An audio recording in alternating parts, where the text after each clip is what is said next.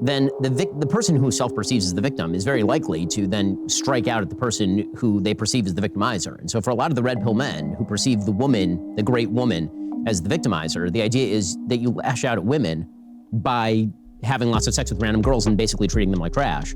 And it's okay because they said that it's okay with them, but that doesn't, I've never understood the argument that it relieves you of responsibility for treating a woman well just because the woman has consented to be treated badly. So the folks over at the Daily Wire recently sat down for a group conversation amongst the anchors in the network where the topic of conversation of red pill continued to come up. So I wanted to be able to go through this content and as well as provide my own commentary to the things that they are saying. So without further ado. Now I want to talk about marriage. Like this is the big, I think one of the great conversations we ever had on this panel was about marriage. One of the ones that I got the most positive feedback about from people who felt like it really edified them. But there's a real move on parts of the right to oppose marriage now. It's run by the ostensible red pill crowd, which, it's interesting how the meaning of red pill has evolved over the last 5 years to essentially now mean I would say anti-woman. They would say pro-man, but I think it's far beyond pro-man. I think it's decidedly anti-woman in many ways. And you see people who, I think some of them are bad actors who are peddling, but then you also see people like Pearly Things who, I don't know Pearl, I don't know if she's a bad actor or not. I kind of get the sense that maybe she's just a naive person being kind of dragged along out of half desire to be famous and half probably hasn't read a book. And half of that I can relate to. It's really her full desire to be famous. See, what part of my argument is that people like Pearl, because of their large subscriber base, are thought of as leaders of a movement. But if you see the things that she's saying completely undermines the work of so many men that push pro-male ideas, and instead she transitions a lot of her dumbass talking points into being anti-woman. So I find it so interesting that he says that it seems like most red pillars would say that it's pro-male, but yet he views it as anti-woman. Well, guess what? You view it as anti-woman because of people who have bastardized red pill, such as Pearl, because they mostly care about their own clout. But notice how he's giving Pearl a pass, and that's simply because she's a woman, even though she's the main arbiter of the bullshit. One of the main arbiters. But the other half, you can also relate. But I do think it's this interesting question that is harder to talk about in one-on-one settings that might befit this format. Just to talk about what is the role of men and women, what is the role of marriage in a society that has essentially turned its back on the concept of marriage, that is legally encoded anti-man policies and then into our legal code. The definition of marriage. I mean, abolish the definition. It's not anti-men. They've abolished difference. They've abolished the difference between men. The distinction itself. Yeah. I just went on the Whatever podcast for my, I think it's now my 28th hour on that show. That was 6 hours. After a 3-hour debate on the show. So I did. That was a separate thing? Yeah, I did 9 hours. You did 9 basically hours? straight. Yeah. But it was worth it. How? It was Why? great. It was great. I really love that show. I love it because He got almost every question. when I did it the first time. You couldn't pay me. You pay me $1 million, I wouldn't. No, I love it because these poor girls, man. The whole thing with that show, which is why it's so funny, is you get. Hold on, I'll pay you $10,000. You're really gonna do it. You're like 11. No, the thing with that show that makes it very funny is guys go on and they make fun of these girls who have OnlyFans who are like 18 and don't know anything. And then the guys completely destroy them. And then the girls look like dummies. And then the clip goes viral. And Poor girls who just have an OnlyFans and don't know anything. Stop treating adult women as if they're just girls who just don't know any better when they're making an active decision to be a digital strumpet. This is a large component why red pill exists, because you have men in society that will give passes to women in lieu of the bad decisions that they make. Since when did we refer to adult men as poor boys that don't know any better? Lose a limb or come back in a casket? Are they poor boys then? Or were they just fighting for their country? I felt it would be wrong to do that. I felt I might get a lot of views, but I might also burn in hell for eternity. And I thought about it for a moment, and then I thought, no, okay, I won't do it. And so I went on. And You also have a rule: never give the audience what they want. Yeah, exactly. I never, I went on a great discourse about the Treaty of Augsburg, actually. So I go on there, and I just felt it's not these girls' fault. All of them have some weird family situation. None of them. We live in a culture that teaches them a ton of lies. They have no education. Even if they went to good schools, they have no education. They don't. So I felt, okay, let's just talk about what's really going on here. And they're victims of feminism, and the red pill guys are victims of feminism. And the irony about the red pill guys, I sympathize with them a lot of ways. The family courts are totally stacked against dudes. The culture promotes divorce and abolished the definition of marriage and blah, blah, blah. But the red pill guys are feminists. Their sense of men and women is basically this. Right. It's just that men and women are interchangeable. Yes. And go around, screw around, you owe nothing to women. If it's good for women, it's good for men. And that's just a lie. You know, the fundamental unit of society is actually not the individual. Right. I love individual rights. It's good to be an individual. The fundamental unit of society is the family. It's men and women together who have a love that becomes so real that you make more people. Well, there's components of his arguments that I actually agree with. Yeah, again, it's not these girls' fault that they chose OnlyFans, right? There's no way that they could have just chosen an hourly job with less wage but with more dignity, right? Let's not blame them. Let's blame feminism. Now, regarding his comments regarding RP is like feminism, here's the thing. I used to completely disagree with this statement, but I can see in looking at how different content creators utilize their platforms, I can understand what he's saying. There's a lot of modern day feminists that make a lot of sweeping dumbass generalizations about men, as well as there being a lot of RP content creators that make sweeping dumbass generalizations about women. Ergo, 16-year-olds are more attractive than 26-year-olds or whatever that dummy said. But there's a lot more balanced versions of RP. For example, I consider myself RP adjacent. And within my definition, I say that understanding RP means that you understand a woman's nature. But not just that, you also understand male nature as well, while you're on a quest to build the happiest or the most joyous, purpose-filled life possible. There's many men that understand my definition of RP but still want families. However, just as you said, they're looking at state-sponsored marriage as not the solution within their lives in understanding this nature. Marriage is a traditional concept, but now we have modern appetite or modern behavior conjoined. And in modern times, when you join the two, it seems like men are getting the shit end of the stick, which you admit. So many men are making rational decisions with how they utilize tools such as marriage within the purpose-driven fulfillment within their life. Have an atom, you have to have a proton and an electron, right? So it's like a man is a proton, like very important, but essentially nothing until it's unified. To have Adam, you need to have an Eve. No, That's where I thought he was going. that's where I thought he was And going. then I thought he was going to go for the Steve thing. These men are simps. That's why Not Steve. I've always. What do you mean, essentially nothing? Have you missed out on all the Kevin Samuels broadcasts where he would lay out the importance to men to this world? A world that would run fine without women, except for the continuation of our race.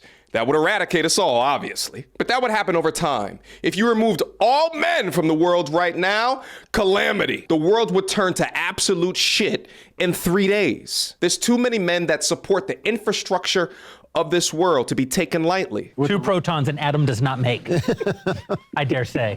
I've always, with the red pill, you know, and I've been in many altercations with. Come on, Matt. I'm rooting I've for run you. afoul of the red pill crowd many times, talking about these issues. I'm rooting for you, Matt. And the question I've always had for them that they've never answered, and I'd love to hear an answer from any of them, is that, you know, because I agree with 95% of their criticisms.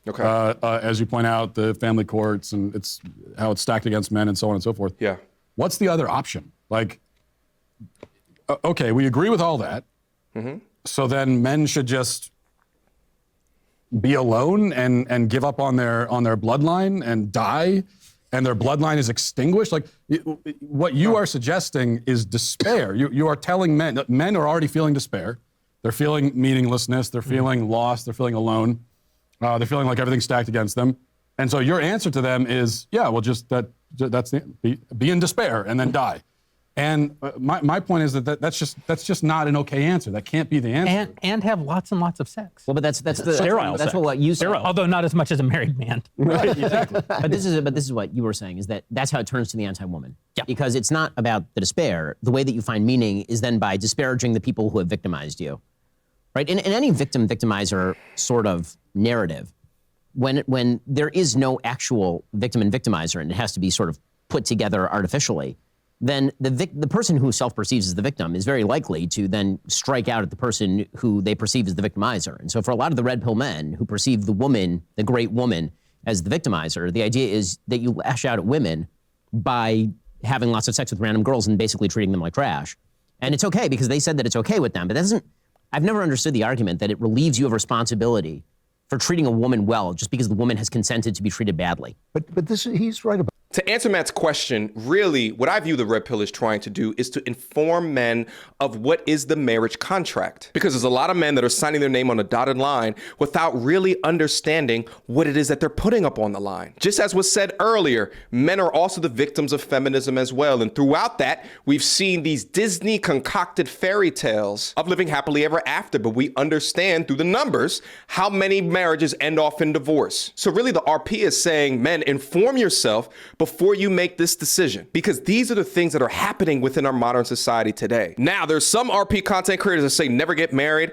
There's other RP content creators that say just don't get married via the state. There's other content creators that say, well, if you get married, ensure you get an ironclad prenup signed by 2 different lawyers, a lawyer for yourself and a lawyer for her, essentially arming these men with tools, because information is a tool to reduce the risk, to mitigate the risk within their lives, because society has shown time and time again that they don't care about men. Now, responding to Ben's point about the victimizers, I get the main idea of his point. It actually makes a lot of sense. But I'd also argue that the creators in the space that have great intention regarding the content that they feed to these young men continue to preach never being a victim. Yes, we go over viral content of modern women doing stupid shit or parroting illogical or irrational pro-feminist talking points, but instead of becoming a victim to all of that, you just point and you laugh at it, and you look at the knowledge and you upgrade your toolkit of understanding what is happening around you so you can make better decisions for yourself. But the despair, this is permeating the right. It permeates the politics of the right. It's the idea is basically it's all over. They think of people basically, Ben, like you and me, as sitting on an ice floe, kind of floating out as the ice, melts away, because we're sitting around thinking about civil debate and, constitutional governance, and they think that's all over now, and their despair permeates the right. And I listen to a lot of these young guys, and they're talking about bringing back monarchy. They're talking about, they're king. I know you. What? I didn't say anything. I didn't say anything. But we had monarchy. It's not that great. It actually isn't. If you think our elections are bad, wait till you see the beheadings. Because that's how most of the kings of England were killed. Yeah, I know. I mean, that's fine. I'm not saying we need an imam or a sheikh, or like a sultan. I'm just, Wait, am I missing this? What is the red pill no marriage thing? I feel like I'm pretty in the. Oh yeah. Oh yeah. No, Come on, Am I missing? I feel like I've totally missed this. Yeah, that's their whole position. They think that marriage is what men are anti-marriage? Right, yeah. Well, yeah, that's the point. They shouldn't be. But it's. No, but he's right. This is true. all the guys that pop up in our Twitter feed. But tell me, I'm actually missing this. The men that pop up in our Twitter feed. Come on, bro. Twitter is a cesspool of negativity, or the most controversial takes will surface to the top. Utilizing creators such as Pearl as a de facto for RP is like utilizing the Westboro Baptist Church as a de facto for Christianity. You can do better than that. I didn't know the marriage thing. I'm very pro-marriage. Pearl made that argument. Yes. She made Okay, the so argument men should not get married. Okay. Because the institution. But are men listening to that? Like, are men saying that men shouldn't get married, or is that a woman saying that a man shouldn't get married? Well, Pearl.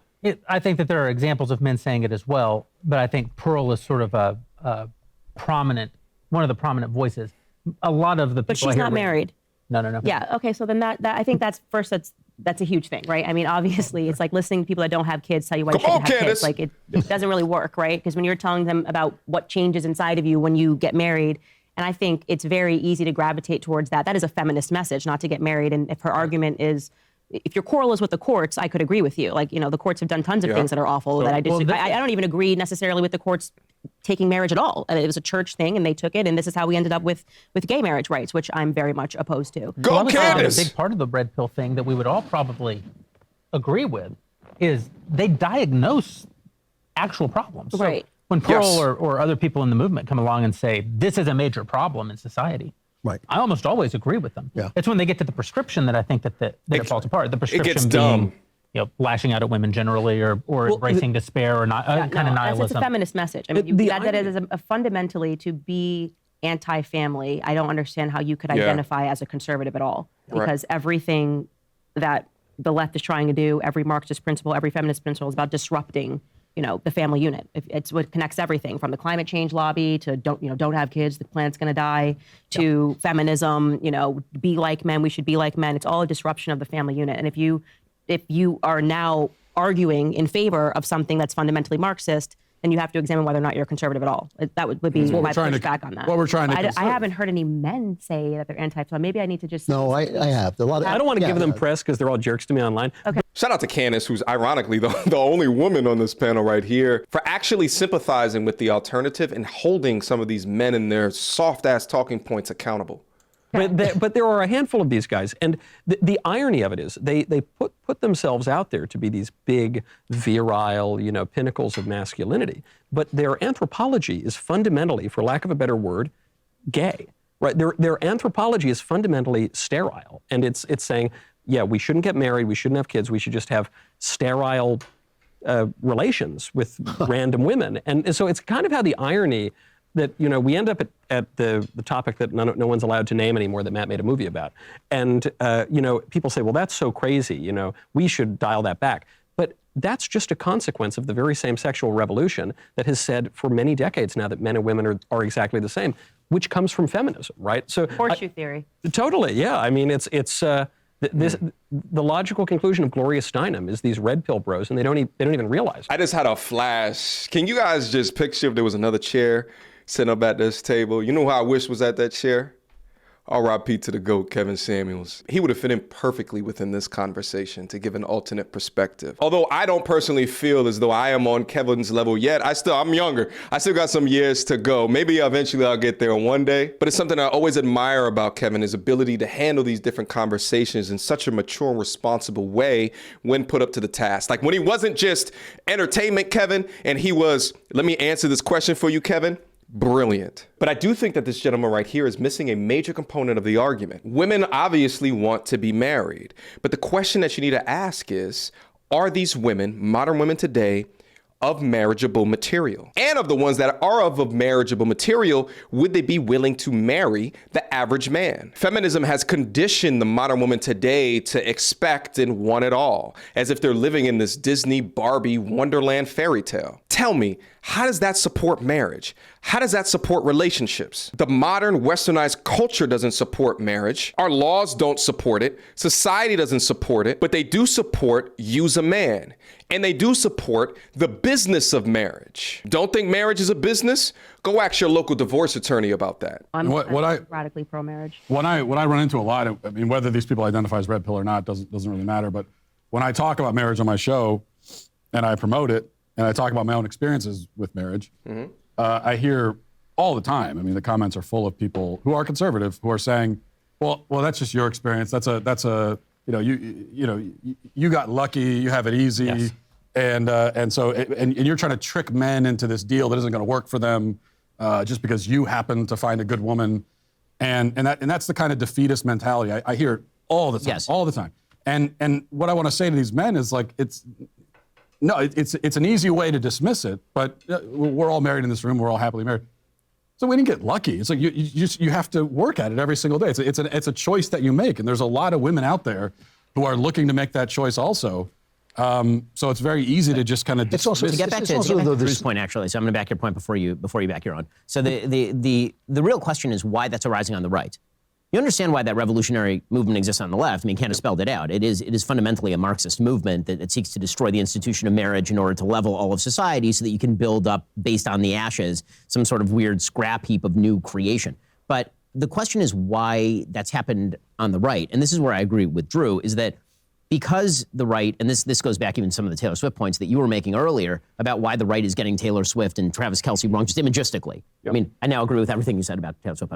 But the reason that that's happening is because since every institution has now been fundamentally taken over by the left, or at least that's the belief of the right, if you extend that to every institution, that extends even to like the most important institutions, right? The right is looking and they're seeing every institution that we once relied upon wrested out of our control, including things like church, right? Things that were very fundamental to our lives, wrested out of our control and then militarized against us. And so that's sort of the argument that the red pillars are making. What they're saying is that the institution of marriage was wrested out of our control and then perverted and used against us. In the same way that they're arguing that about the government or arguing that about the church or arguing that about the universities or the press.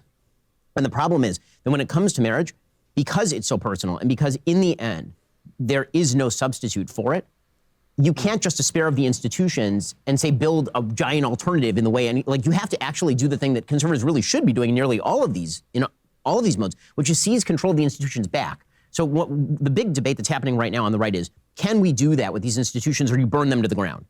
And it differs institution by institution, right? I think most of us in this room would say, like, the university system, go ahead and burn it to the ground. Or, Okay. or the legacy media, go ahead and burn it to the ground. But when it comes to the institution of marriage, you can't burn it down. That's not something you can burn down. Well, it's not an institution. Let me try to answer your original question, Ben. Why is it popping up so much on the right? And I think the answer is really simple. I would argue that it's more prevalent for men on the right to utilize facts, data, and statistics within their argument. I think when you begin to start to look at the numbers, 50% divorce rate, 70% initiated by women, you have logic-driven men making much more rational-based decisions. And let's not also include the anecdotal experiences of men in and around your space and circle. I would also argue that men on the left make a lot more feelings-based decisions, which allows them to be covered in rose-colored glasses for a lot longer period of time. Invented by man, for one thing. Right, exactly. And so you actually have Well, you can burn it, but you burn civilization with it. Exactly. And so I think that what's happened is a broad category error that the right has made. In being anti-institutionalist broadly, you're starting to see the most right-wing edges of the right wing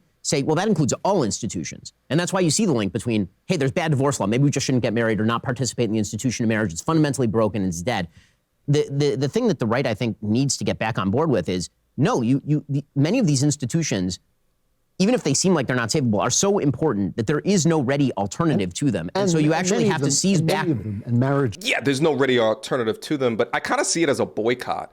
Boycott it until there's some institutional, governmental changes from the inside out that don't put men in such a precarious position for an ill-advised decision that they made on a woman when they were 20-something years old. My sneaking suspicion is, and maybe I'll do a poll on my channel to get some more data to back this up, is that most men that identify as RP would not have a problem with marriage if there was not a such thing as divorce. If there was not a multi-billion-dollar industry of lawyers and judges that are designed to extract as much resources out of them, turning them into a math equation, irrespective of the blood, sweat, and tears that they put into a relationship because she feels as though she wants something better. Feminism pushes unhappy women to divorce their husbands. This wave of RP is simply a response. Specifically are based on individuals. What individuals do, that's what the institution will be.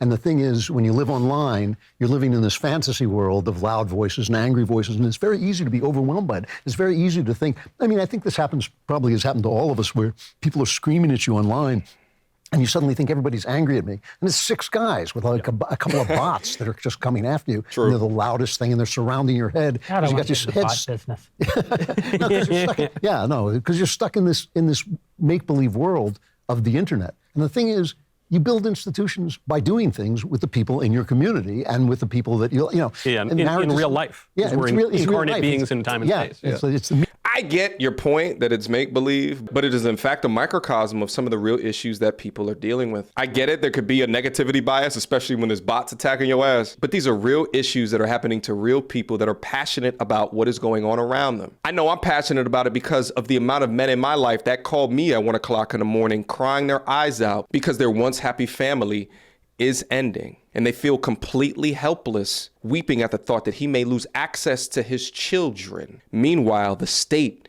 is on her side. meat robots. This is important.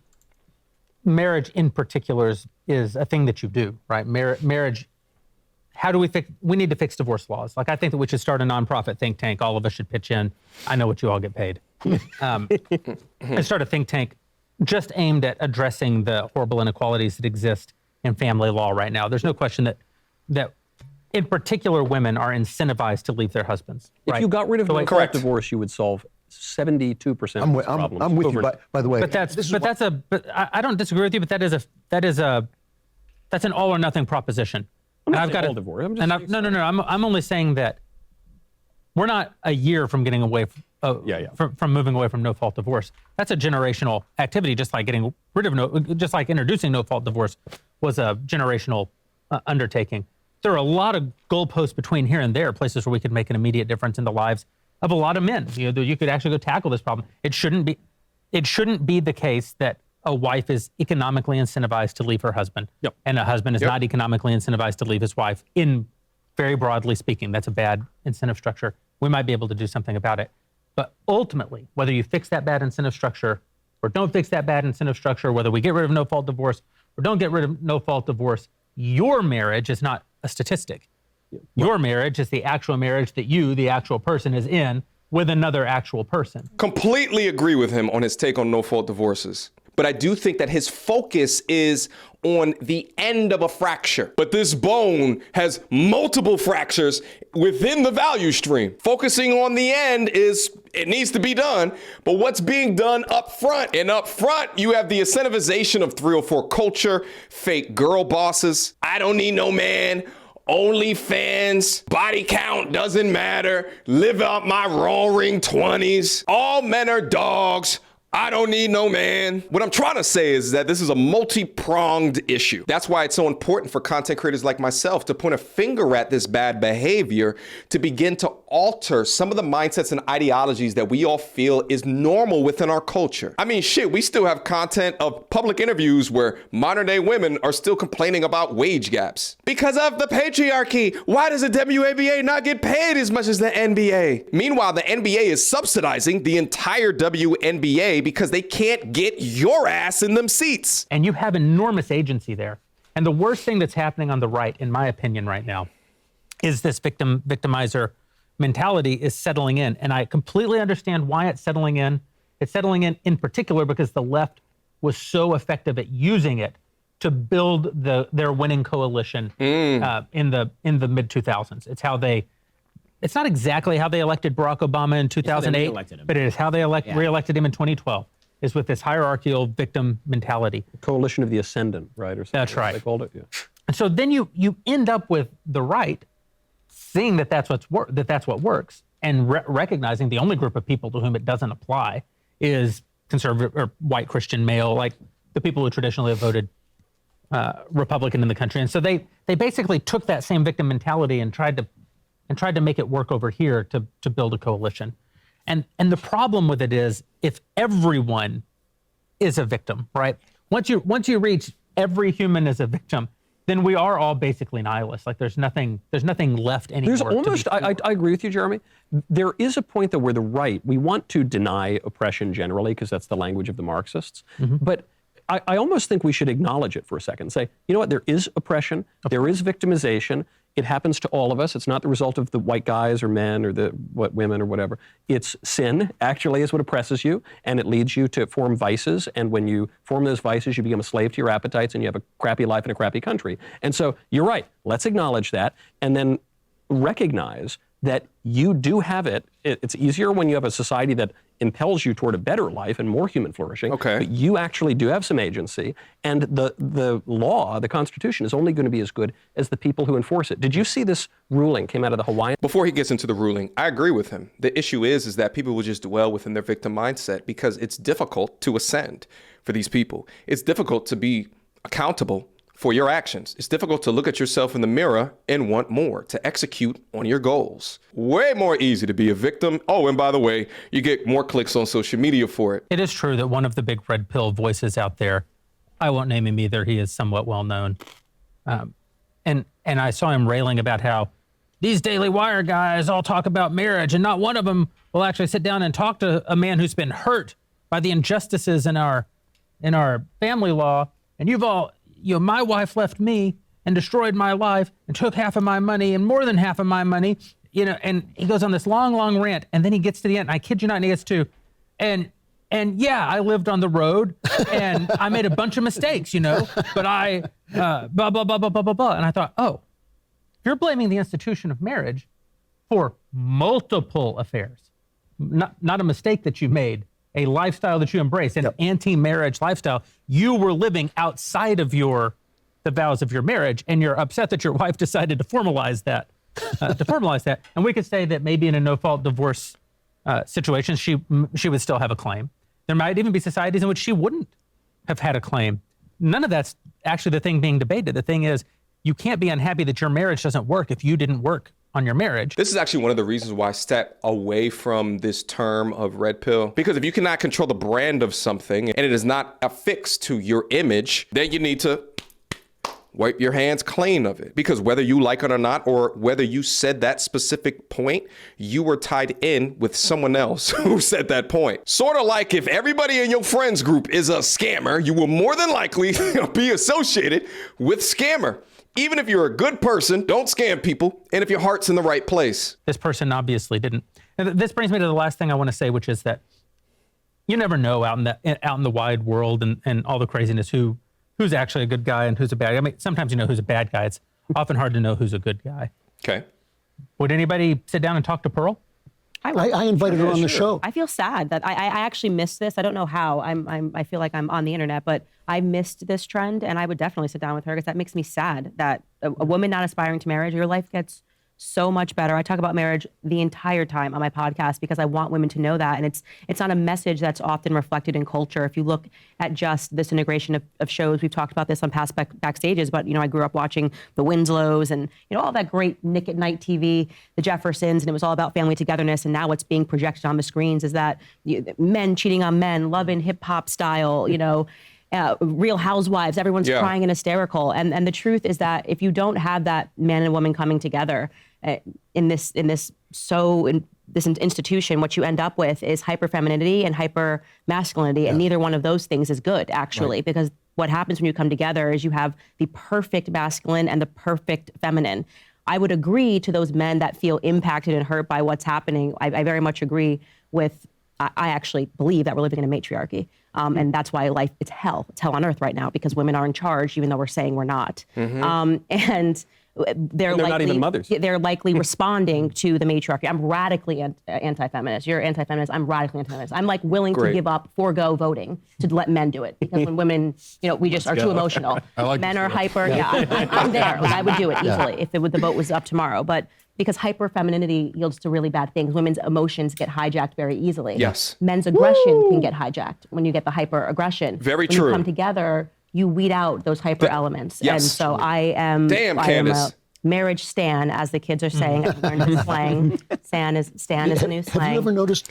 Candace has said the least in this conversation, but I think she said the most impactful words within this conversation. I've gone over my channel time and time again of Candace Owens dunking on these modern day thoughts, and I absolutely love it when she does it. I low-key view Candace Owens as a female, more political version of Kevin Samuels, who didn't necessarily talk to these modern women one-on-one, but the way that she can consolidate truth bombs in such a short amount of time and make it entertaining, I see glimmers of Kevin in that. All right, though, folks, I've been here way too long. I'm sure that there's a lot more within this conversation. I'll leave a link to the Daily Wire video down in the description box down below in case you wanted to see the rest of this part as well as the entire podcast that they did. All in all, I think that this is a really dope conversation that the entire panel is having. And I think that them having the conversation speaks to the work in the space that has continued to restore power to men, to arm them with the information necessary. It's created enough of a stir where it gets this degree of syndication. Guys, leave me your comments down below. Would appreciate your responses and let me know. So I do much more long form breakdowns of content like this. Do you guys enjoy this more than the compilation work?